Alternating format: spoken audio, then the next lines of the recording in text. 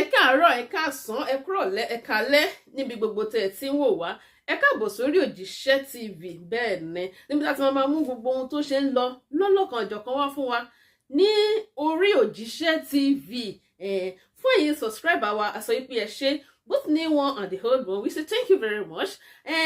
owó tẹ́ fi bá wa like tẹ́ fi bá wa subscribe tẹ́ fi bá wa share náà ọwọ́ náà ò ní gbọ́mọ sí bẹ́ẹ̀ sì ni ọwọ́ náà àṣerere lágbára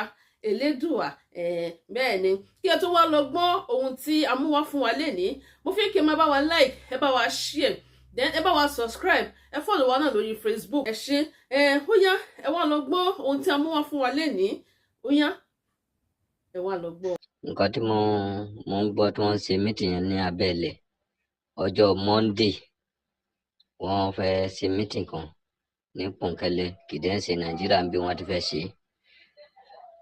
wọ́n ní wọ́n fẹ́ gbéjọba fún Ológun so wọ́n fẹ́ kó Ológun wọlé so tó Ológun bá lè wọlé á lè clear Yorùbá so àwọn á lè wọlé ìyẹn wọn ló dẹ̀ wà ní wọ́n fẹ́ kó hand over so ọgbọ́n tí wọ́n ṣe ń dá ọgbọ́n yẹn nìyẹn sọ pé ìgbà lẹ́sàn yẹn wàhálà máa ṣẹlẹ̀ Ológun á dẹ̀ take over so wọ́n plan ẹ̀ lọ́wọ́ báyìí.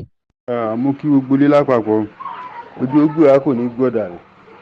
mẹ́sẹ̀jì mo fẹ́ sọ yìí ẹ jọ̀ọ́ ẹ bá mi pín káàkiri gbogbo gúrùpù káàkiri from reliable source látọ̀dọ̀ àwọn tó wà lókè ní information yìí ti wá tó bá wù ẹlòmíì kò ní irọ́ ni tó bá dẹ̀ wù yín kẹ́ gbà á so but tá a bá gbàtà ètè hard fast ìyẹn yìí máa pé wa ká bọ́ kó lóko ẹrú ṣùgbọ́n lẹ́yìn tá a bá wá gbà tá a bá rò pé ẹ̀ńtẹ́ni yín sọ kò mọ̀ ká tó ń sọ èyí tí mò ń sọ yìí látọ̀dọ̀ àwọn tó wà lókè tá ń ṣèjọba lọ́wọ́lọ́wọ́ báyìí ní information yẹn ti kàn mí between 9 Friday next week òní ni Friday 17 between 9 Friday next week Friday 17 by next week wọ́n lólógun máa gbàjọba pé Buhari dẹ̀ ti rẹ́dí àti handing over lé wọn lọ́wọ́ Fúlàní ló dẹ̀ máa gbé ìjọba lé lọ́wọ́ tí Ológun bá gbàjọba ẹni yẹn jó yé mi pé kọ́lọ́mọjọ ọmọ Yorùbá sí ẹrú láéláé inú àwọn tó wà lókè ni o tó nígbàgbọ́ nu Yorùbá nation yìí tó wà lókè báyìí tó yẹ pé lónìí wọ́n jọ ń pàjẹ àṣẹ Nàìjíríà ni so ẹni yẹn ló pè mí lọ́sàn-án yìí pé àṣẹ mo ní mò ń ṣe Yorùbá nation pé kí n pe àwọn èèyàn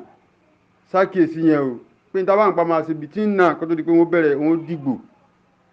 ní kún ká ti ṣe nǹkan tábà ti pé tó bá jíjọ Friday